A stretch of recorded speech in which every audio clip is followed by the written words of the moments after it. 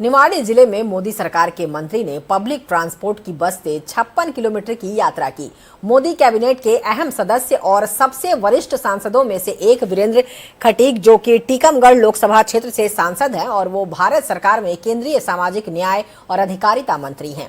खटीक मोदी सरकार में low profile मंत्रियों में माने जाते हैं। कभी ये जूते पॉलिश की दुकान पर दिखाई देते हैं तो कभी साइकिल का पंचर बनाते हुए से लेकर स्वयं हाथ में थैला लेकर सब्जी खरीदने तक वो नजर आते हैं। कैबिनेट मंत्री वीरेंद्र खटीक अपने संसदीय क्षेत्र टीकमगढ़ से निवाड़ी जिले के पृथ्वीपुर तक 56 किलोमीटर की यात्रा पब्लिक ट्रांसपोर्ट की बस में बैठकर की। इस दौरान उन्होंने आम जन की समस्याओं को महसूस किया और इस दौरान उन्होंने जैसे ही बस से नीचे उतरे वो सबसे पहले बस के ड्राइवर और कंडक्टर का धन्यवाद व्यक्त करना नहीं भूले।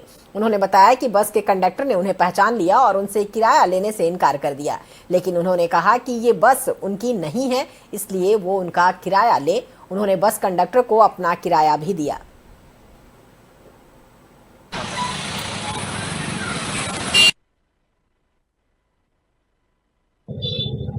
लोगों को भी लगता है, उनके मन में एक विश्वास का भाव प्रकट हो रहा है कि हमारा जनप्रतिनिधि हमारे साथ में है। उसके अंदर जो जनप्रतिनिधियों को लेकर एक अविश्वास का भाव, दूरी का भाव रहता है, इस तरह के प्रयासों से समाज में विश्वास की धारणा और मजबूत होती है। और जब मैं बस में आया, टिकट के लिए मैंने पैसे दिए, वो टिकट नहीं काट रहा था, तो मैंने कहा भाई ये बस तुम्हारी नहीं है, बस मालिक कोई और है, तो इसमें सर्विस करते हो और टिकट तो काटना ही पड़ेगा। टिकट कटवा के फिर यात्रा करके यहाँ तक पहुंचा। लोगों को भी लगता है, उनके मन में एक विश्वास का भाव प्रकट हो रहा है कि हमारा जनप्रतिनिधि हमारे साथ में है।